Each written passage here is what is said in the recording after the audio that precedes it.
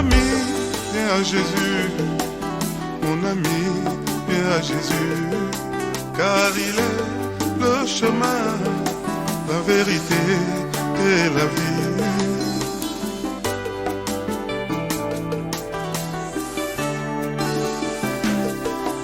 Mon ami, viens à Jésus. Bonjour, bonjour. Merci d'être attentif et concentré pour écouter cet enseignement qui est assez complexe. Nous voulons vous entretenir sur comment et par qui Jésus-Christ avait été enseveli. Donc nous voulons étudier les évangiles, pour voir les différentes étapes de l'ensevelissement de Jésus et les personnages qui y étaient, pour que nous puissions avoir une certaine idée dans la compréhension des Écritures et la mise en pratique. Nous allons donc faire l'étude de l'ensevelissement de Jésus à travers les 4 évangiles, Matthieu, Marc, Luc et Jean, et nous allons voir exactement ces différentes étapes. Alors, si nous pouvons le dire, les évangiles sont complémentaires sur tous les sujets, y compris celui-ci. Aucun d'entre eux ne donne des détails définitifs ou bien complets. Ils se complètent, c'est-à-dire un évangile donne un certain nombre de détails et un autre complète. Et nous allons examiner cela au fur et à mesure sur ce sujet aussi important que vous pouvez le comprendre. Alors le premier point que nous voulons d'abord savoir, c'est Joseph d'Arimathée est ce disciple de Jésus-Christ qui était inscrit au Sanhédrin comme membre du conseil, n'est-ce pas? Il a enseveli Jésus de façon très simple, sans respecter les coutumes funéraires des Juifs à l'époque, qui voulaient bien que le mort soit emmailloté dans des bandelettes et qu'il soit embaumé avec des aromates et des parfums et placé dans son tombeau. Alors donc lui, il a fait tout simplement simple, il a acheté un linceul, il a enrôlé Jésus et il a déposé dans un sépulcre qu'il s'était fait tailler dans le roc. Et lui, qui est un homme riche, il avait préparé cela en avance, des semaines, peut-être des mois avant que Jésus ne soit crucifié. C'est quelqu'un qui avait compris l'enseignement. Parce que comment aurait-il pu préparer un ensevelissement alors que la personne était encore vivante? Et sans doute, peut-être, Jésus le savait. Il savait que quelqu'un était en train de préparer quelque chose pour lui. Mais lui, avoir cette assurance qu'il va être crucifié et je vais l'enterrer là, et puis je ne respecte pas les coutumes, parce qu'il va ressusciter, il fallait bien qu'il comprenne la grandeur de l'enseignement qui était donné par Jésus. Donc vous comprenez, Joseph d'Arimathée a saisi l'enseignement, lui qui partait nuitamment chez Jésus pour apprendre la parole. À cause de la peur qu'il avait, la crainte qu'il avait des Juifs, il allait nuitamment, il a été enseigné, et il a saisi l'essentiel de l'enseignement. La résurrection du Seigneur et l'ascension et l'envoi du Saint-Esprit du royaume de Dieu. C'est extraordinaire, c'est excitant d'apprendre toutes ces choses. Alors donc nous comprenons bien que Joseph d'Arimathée était un vrai disciple du Seigneur dans la connaissance et dans la mise en pratique de cette parole, et qui croyait fortement et durement à la résurrection de Jésus-Christ et finalement à l'envoi du Saint-Esprit. Il a enseveli Jésus sans respecter les rites funéraires. Lisons Matthieu chapitre 27. À partir du verset 57, il est écrit: « Le soir étant venu, arriva un homme riche d'Arimathée nommé Joseph, lequel était aussi disciple de Jésus. » Il était d'Arimathée. Au verset 59, on nous dit: « Joseph prit le corps, l'enveloppa d'un linceul blanc. » Vous voyez, c'est tout ce qu'il a fait. Il ne l'a pas emmailloté, il l'a enveloppé seulement d'un drap, d'un linceul blanc. C'est ce qu'il faut comprendre. Au verset 60, « Et le déposa dans un sépulcre neuf qu'il s'était fait tailler dans le roc. Puis il roula une grande pierre à l'entrée du sépulcre et il s'en alla. » Voilà comment Matthieu nous donne ces précisions. Là, Joseph travaille seul, sans Nicodème, sans les femmes, sauf que les femmes étaient en train de le regarder. Nous pouvons le lire. Donc on peut lire au verset 61, Marie de Magdala et l'autre Marie étaient là, assises vis-à-vis du sépulcre. Ce n'est que les deux femmes, parmi tous les disciples du Seigneur, qui ont assisté à l'ensevelissement de Jésus par Joseph d'Arimathée, qui avait terminé son acte et qui est parti. Vous voyez ça? Alors donc, ça c'est ce que Matthieu nous propose comme information. Mais puisque nous allons étudier l'ensevelissement de Jésus selon les évangiles, allons-y regarder aussi dans un autre évangile. Mais je voudrais aussi vous dire qu'il faut que vous compreniez que le soir chez les Juifs commençait toujours à partir de la 9e heure, c'est-à-dire 15 heures, et terminait à la 12e heure, c'est-à-dire 18 heures. Et 18 heures commençait le prochain jour. Bon, chez les Romains, le prochain jour commence à minuit, minuit 1 minute. Mais chez les Juifs, le prochain jour, à l'époque, je parle des Israélites, à l'époque, le prochain jour commençait à 18 heures. Ce qui correspond à le prochain jour commençait à 12 heures, à la 12e heure, pardon, qui correspond à notre 18 heures romain aujourd'hui. Donc, et c'était le prochain jour qui commençait. Joseph d'Arimathée était très riche et il était ressortissant d'Arimathée, une bourgade qui était à 25 km de Jérusalem. Alors Joseph était judéen et Pilate était païen. Écoutez bien. Mais rentrer dans le tribunal des païens rendait Joseph rituellement impur pour passer la Pâque. Ça, c'était le premier point qu'il fallait savoir. C'est même la raison qui fait que les chefs des synagogues aient refusé de rentrer eux-mêmes dans le tribunal lorsqu'ils ont livré Jésus à Pilate. Ça, c'est clair. Ils ont refusé de rentrer et nous pouvons même l'examiner. Si vous voulez, nous pouvons lire cela dans le livre de Jean. Jean chapitre 18. Allons-y dans Jean 18, vous allez vous rendre compte de tout ce que je suis en train de vous dire. Jean chapitre 18, et lisons le verset 28. Le verset 28 dit ceci. Ils conduisirent Jésus de chez Caïphe au prétoire. C'est le matin. Ils n'entrèrent point eux-mêmes dans le prétoire afin de ne pas se souiller et de pouvoir manger la Pâque. Vous voyez ça? Parce que le prétoire Pilate était païen. Donc il se disait que la Pâque commence à 18h là. Et si nous mettons pied dans le prétoire, on sera souillé, on ne pourra plus passer la Pâque normalement. Donc on ne doit pas rentrer. Ils ne sont pas allés chez un païen. C'était, à l'époque, ça se passait exactement comme ça. C'était ce qu'on devrait rigoureusement respecter. Donc pourquoi cela? Évidemment, ça c'est d'abord l'un des points. Mais l'autre point que Joseph avait bravé, c'est qu'il ne fallait pas toucher un mort. Il ne fallait pas toucher un mort avant de passer la Pâque. Ou lorsque vous aviez un décès dans la famille, vous êtes rituellement impur de passer la Pâque. Vous ne pouvez pas, parce que rituellement vous êtes déjà disqualifié. Et ça, c'est depuis le livre de Nombres que nous pouvons avoir cette information.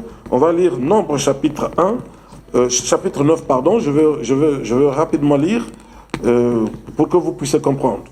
L'Éternel parla à Moïse dans le désert de Sinaï, le premier mois de la seconde année après leur sortie du pays d'Égypte.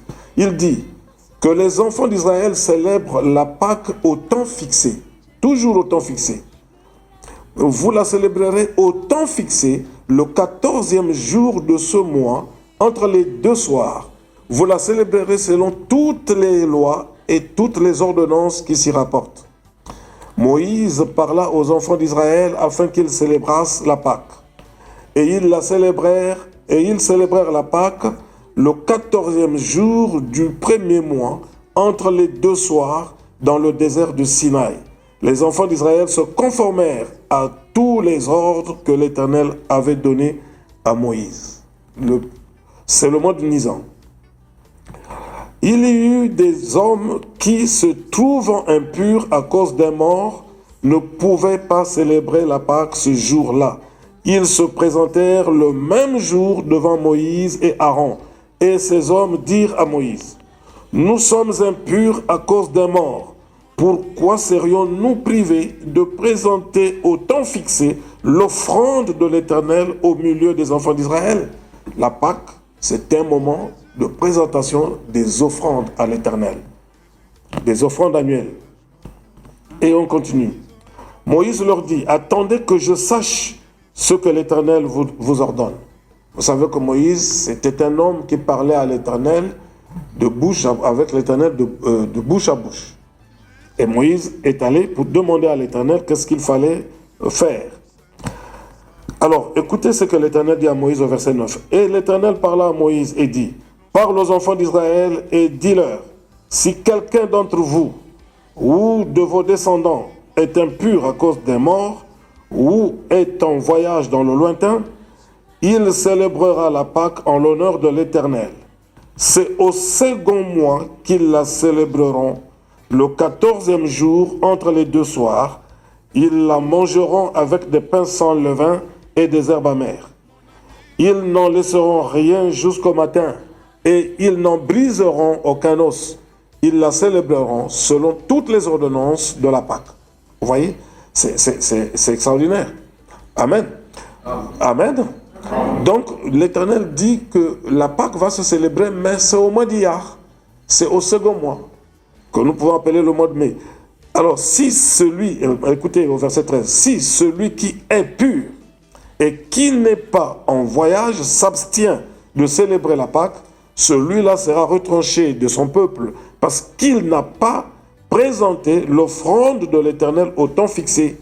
Cet homme-là portera la peine de son péché. Donc, quand on vient à la Pâque, on vient avec des offrandes annuelles qu'on présente à l'Éternel. Rappelez-vous de Elkana, rappelez-vous de tout ce qui est écrit dans le livre de Chroniques. Vous pouvez voir toutes ces choses. Alors donc, mais qu'est-ce qui s'est passé dans le cas de Joseph d'Arimathée? Joseph d'Arimathée se dit, je m'en vais prendre le corps de Jésus et je vais tout de suite l'enterrer. Et donc il doit toucher le corps et il devenait rituellement impur pour passer la Pâque. Amen. Mais quand même pour lui, non seulement qu'il est rentré chez Pilate pour demander le corps, ce qui lui rendait déjà rituellement impur, il va encore toucher le corps pour l'ensevelir. Alors donc, comment devrait-il faire? Mais parce qu'il comprenait l'enseignement. Il avait compris l'enseignement que le Seigneur Jésus donnait. Il lui a dit, il sera mis à mort et puis il va ressusciter le 3e jour. Et le 3e jour, ça dit que 72 heures après, Jésus devait être ressuscité. Et il devrait forcément être ascensionné et envoyer le royaume de Dieu et envoyer le Saint-Esprit. Et c'est ce qu'il attendait. Lui, il ne voyait pas le reste des choses, il ne voyait pas les coutumes. C'était vraiment quelque chose d'extraordinaire. Alors donc, si nous comprenons, Matthieu venait de nous dire une chose, allons-y d'abord dans le livre de Marc, chapitre 15. Allons-y dans Marc, chapitre 15, et voyons ce que Marc, chapitre 15, nous dit, à partir du verset 43. Il est écrit au verset 43. Si nous pouvons lire le verset 42, ça serait bien, je vais commencer par là. Le soir étant venu, comme c'était la préparation, donc la fête de Pâques, c'était un grand événement, c'était un sabbat spécial. Comme c'était la préparation, c'est-à-dire la veille du sabbat, c'était vraiment une grande fête, arriva Joseph d'Arimathée, conseiller de distinction. Vous voyez, conseiller de distinction veut dire quelqu'un qui était bon et juste. Un homme bon et juste, ça c'est ça. C'est ce qu'il faut comprendre. Arriva Joseph d'Arimathée, conseiller de distinction, qui lui-même attendait aussi le royaume de Dieu. Lui-même attendait aussi le royaume de Dieu. C'est quoi le royaume de Dieu? Ah oui, ça c'est un grand enseignement. Il y a une grande différence entre le royaume de Dieu et le royaume des cieux. Il faut découvrir ça. C'est peut-être un prochain exposé que nous pourrons faire. Un prochain exposé que nous pourrons faire sur ces deux aspects. Mais regardons d'abord le verset 43. Arriva Joseph d'Arimathée, conseiller de distinction, qui lui-même attendait le royaume de Dieu. Il osa se rendre vers Pilate pour demander le corps de Jésus. Quand on dit il osa, ça veut dire qu'il a bravé l'interdit qui était là. Ça veut dire qu'on ne peut pas rentrer chez un païen et puis entamer la Pâque. Mais lui, il a osé. Vous voyez ça? Pilate, s'étonnant qu'il fût mort si tôt, fit venir le centenier et lui demanda s'il était mort depuis longtemps. S'en étant assuré par le centenier, il donna le corps à Joseph. Et Joseph, ayant acheté un linceul, descendu Jésus de la croix, l'enveloppa du linceul et le déposa dans un sépulcre taillé dans le roc. Puis il roula une pierre à l'entrée du sépulcre. C'était tout. Un peu comme Matthieu nous a dit. Mais on nous a donné d'autres informations, c'est que Joseph était un homme de distinction, n'est-ce pas? Et c'est ça des informations qu'on nous a données. Maintenant ici, on nous dit qu'il a roulé la pierre et il est parti. Sauf les femmes, Marie de Magdala et Marie, mère de Jos. Vous voyez, l'autre Marie dont parlait Matthieu, c'est Marie, la mère de Jos. Jos devrait être un homme connu dans le milieu de Jérusalem. Il était connu, il devait être un grand sportif, il devrait peut-être être un grand guerrier, il devrait être un grand gladiateur, je ne sais pas qu'est-ce qu'il devrait être, parce qu'il fallait parler de lui en tant qu'un homme de référence. Et donc voilà, Marie de Magdala et Marie, mère de Jos. Regardez où on le mettait. Cette Marie éthiopienne, Marie de Magdala, était une femme noire. Et Marie, mère de Jos, étaient là toutes les deux en train de regarder comment est-ce que Joseph d'Arimathée ensevelissait le Seigneur. Alors, donc si vous comprenez cela, c'est tant mieux. Nous allons regarder encore dans un autre livre, dans un autre récit. Cette fois-ci, c'est en Luc, chapitre 23. Nous sommes en train de voir comment est-ce que Joseph, jusque-là, travaille tout seul. Il travaille tout seul avec comme il était riche, il travaille tout seul avec ses quelques serviteurs qui l'aident à ensevelir Jésus. Regardez verset 23, chapitre 23 de Luc, nous allons lire le verset 50 jusqu'au verset 56. Il est écrit: il y avait un conseiller nommé Joseph, homme bon et juste, voilà un homme de distinction. Et là, Luc nous donne des précisions qu'il était un homme bon et juste. Donc, lorsqu'on dit que c'est une femme de distinction, il faut dire qu'elle doit être une bonne femme et une femme juste. Amen. Un homme de distinction doit être un homme bon et juste. Si vous n'êtes pas les deux, ne vous appelez pas femme ou homme de distinction, je suis désolé. Il y avait un conseiller nommé Joseph, homme bon et juste, qui n'avait point participé à la décision et aux actes des autres. Il était d'Arimathée, ville des Juifs, et il attendait le royaume de Dieu. Le royaume de Dieu n'était pas encore disponible, Jésus n'était pas encore glorifié. Alors, vous voyez, cet homme se rendit vers Pilate et demanda le corps de Jésus. Et il le descendit de la croix, l'enveloppa d'un linceul et le déposa dans un sépulcre taillé dans le roc où personne n'avait encore été mis. Waouh! C'était le jour de la préparation et le sabbat allait commencer. Donc il fallait faire vite parce que le sabbat allait commencer. Les femmes qui étaient venues de la Galilée avec Jésus accompagnèrent Joseph, virent le sépulcre et la manière dont le corps de Jésus y fut déposé. Vous voyez, ces femmes-là étaient surprises de voir que Joseph ensevelissait Jésus avec autant de légèreté, sans respecter les coutumes funéraires. Elles se disaient, mais c'est incroyable, pourquoi cet homme peut-il enterrer le Seigneur de cette façon? Mais ça ne se passe pas comme ça dans la coutume.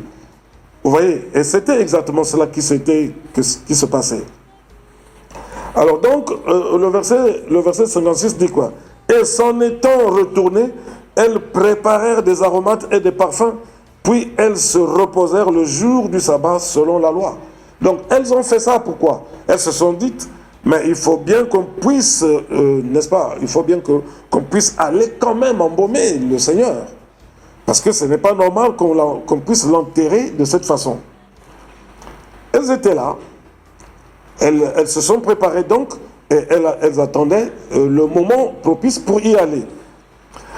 Alors, si vous comprenez, Luc, Matthieu, Marc et Luc nous montrent Joseph d'Arimathée en train de travailler sans Nicodème et sans même l'aide des femmes. Les femmes n'étaient là qu'en train d'assister.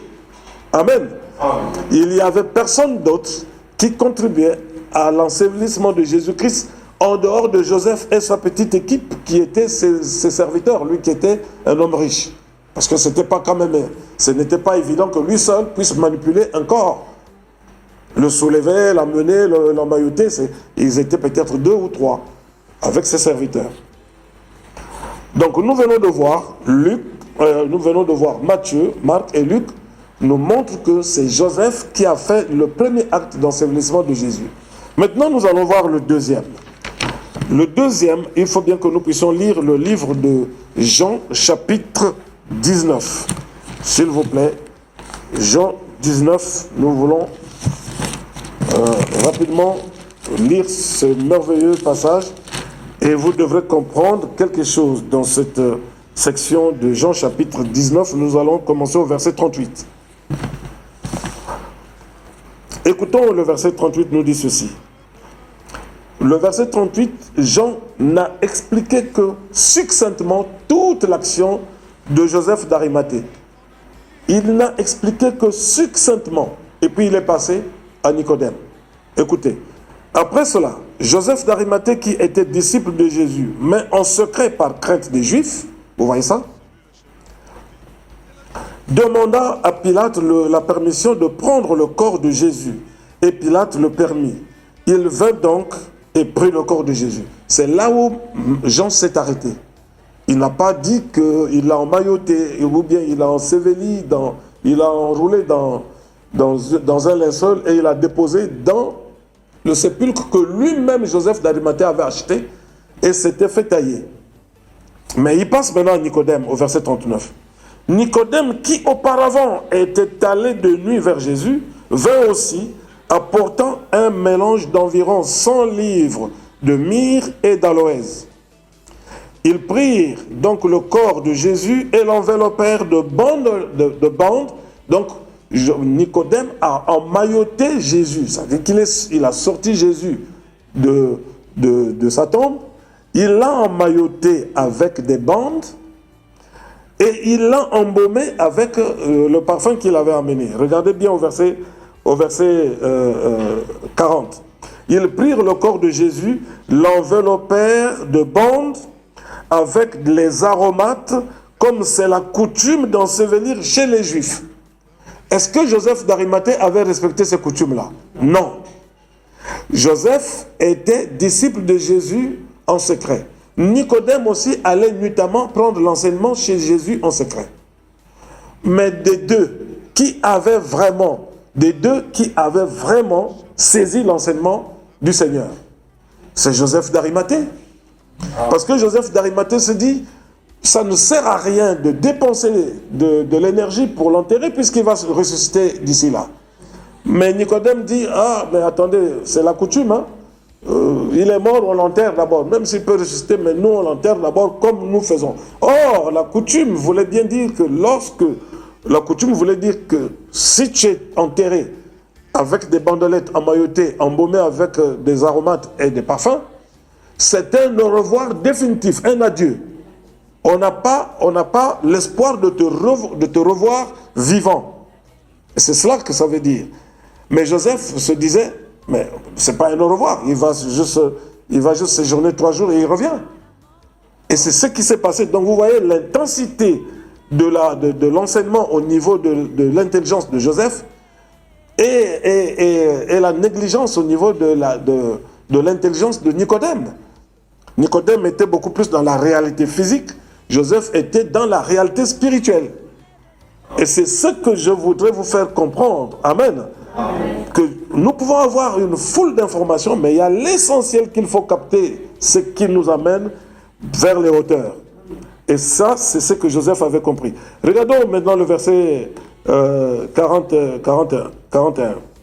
Or, il y avait un jardin dans le lieu où Jésus avait été crucifié, et dans le jardin, un sépulcre neuf où personne encore n'avait été mis.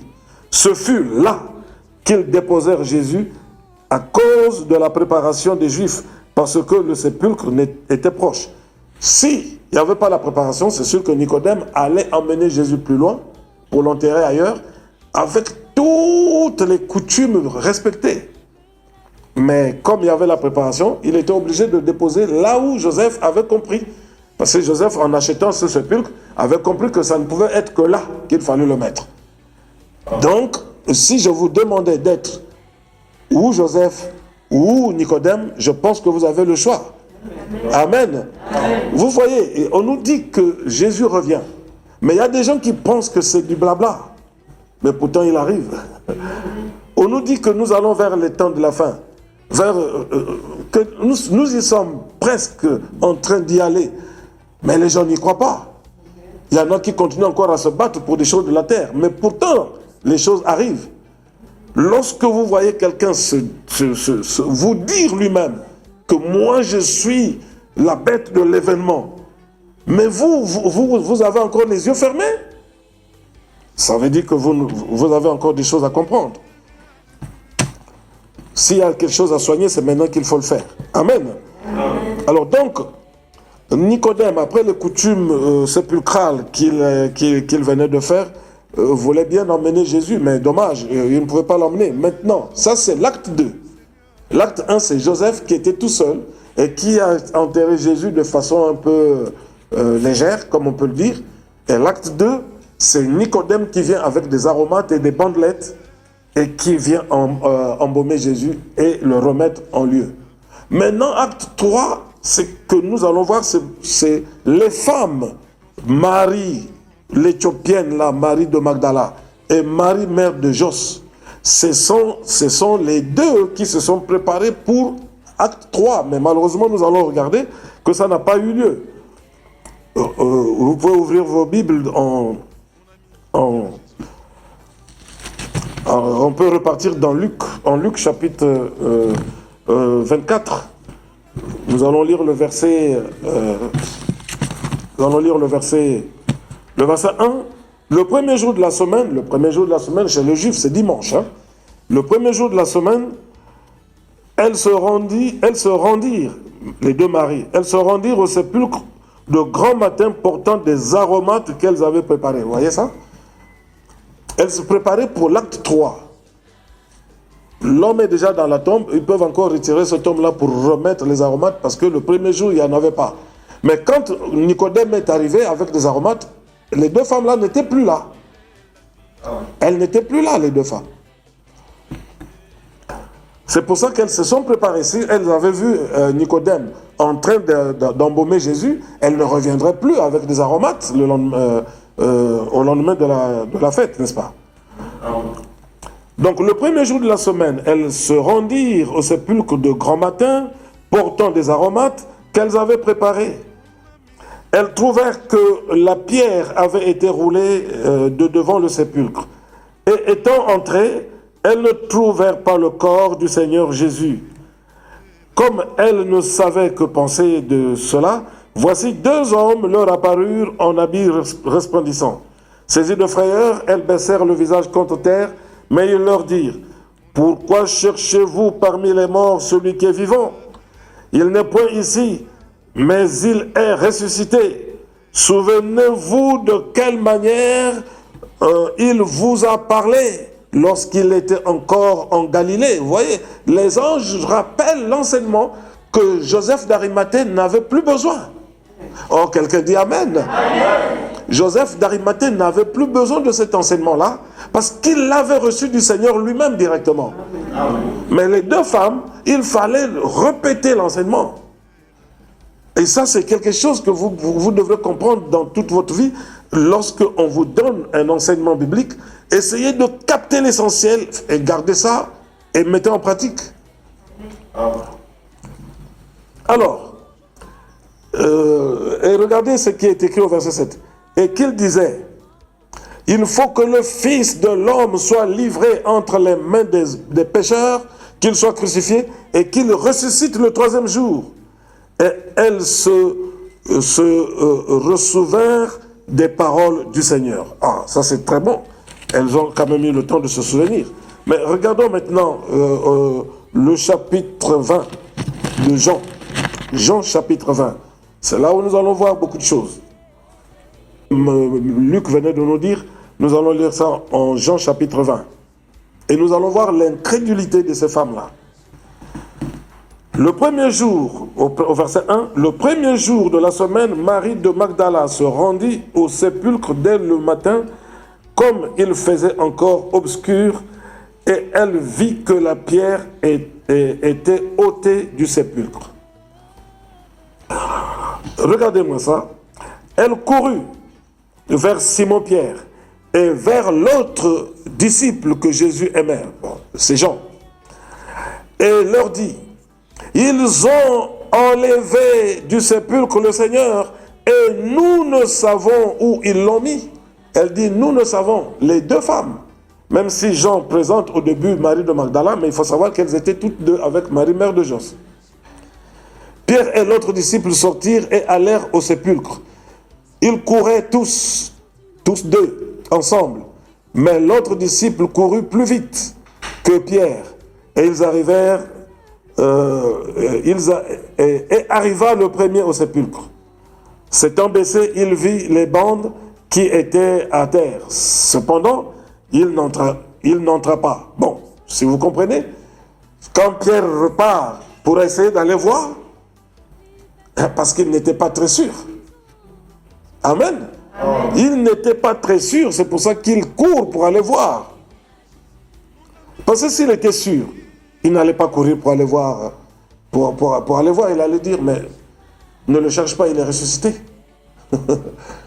Mais il dit, je m'en vais voir, je m'en vais regarder pour voir si c'est vrai. C'était carrément une incrédulité à ce niveau-là. Ça, vous n'avez rien à dire. Si vous lisez correctement, vous allez vous rendre compte que c'était une incrédulité. La Bible dit même qu'il ne croyait pas encore. Vous voyez ça? Et donc, si vous comprenez, c'est au niveau de l'enseignement qu'il faut comprendre toutes ces choses. Regardons d'abord, je voudrais que nous puissions relire tranquillement ce premier verset, pour voir le premier jour de la semaine. Marie de Magdala se rendit au sépulcre dès le matin, comme il faisait encore obscur, et elle vit que la pierre était ôtée du sépulcre. Elle courut vers Simon-Pierre et vers l'autre disciple que Jésus aimait, et leur dit, ils ont enlevé du sépulcre le Seigneur, et nous ne savons où ils l'ont mis. Vous voyez, elle ne dit pas que le Seigneur est ressuscité. Elle trouve même des personnes qu'elle accuse d'avoir enlevé le Seigneur. C'est incroyable. Vous savez, elle a même deux anges se sont leur apparus et leur dire, mais pourquoi cherchez-vous parmi les morts celui qui est vivant? Comment pouvez-vous trouver un homme qui est vivant parmi les morts? Mais ça continue comme ça, je vous dis, c'est incroyable. Regardons d'abord, continuons d'abord la lecture au verset 11. Cependant, Marie se tenait dehors près du sépulcre et pleurait. Vous voyez? Elle pleurait. Comme elle pleurait, elle se baissa pour regarder dans le sépulcre. Et elle vit deux anges vêtus de blanc, assis à la place où avait été couché le corps de Jésus, l'un à la tête et l'autre au pied. Ils lui dirent, « Femme, pourquoi pleures-tu » Elle leur répondit, « Parce qu'ils ont enlevé mon Seigneur et je ne sais où ils l'ont mis. » C'est une bonne intention, n'est-ce pas? De chercher le Seigneur, oui ou non? Mais est-ce que vraiment c'était ça l'enseignement? Non. C'était une incrédulité énorme. Vous voyez ça? Verset 14. En disant cela, elle se tourna et elle vit Jésus debout.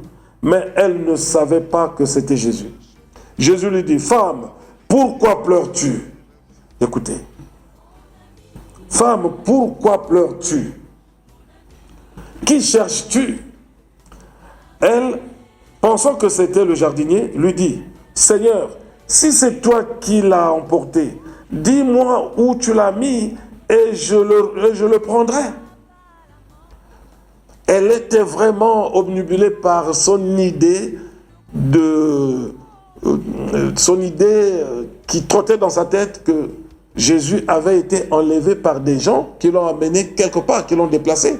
Mais pas seulement par l'enseignement que Jésus leur avait donné qu'il ressusciterait le 3e jour. Elle avait oublié complètement cet enseignement-là. Comme vous, vous êtes capable d'oublier un enseignement que Jésus-Christ vous a donné, ou bien que par la parole de Dieu, vous avez été enseigné, et une situation vous arrive, vous oubliez l'enseignement. Elle était dans ces conditions-là.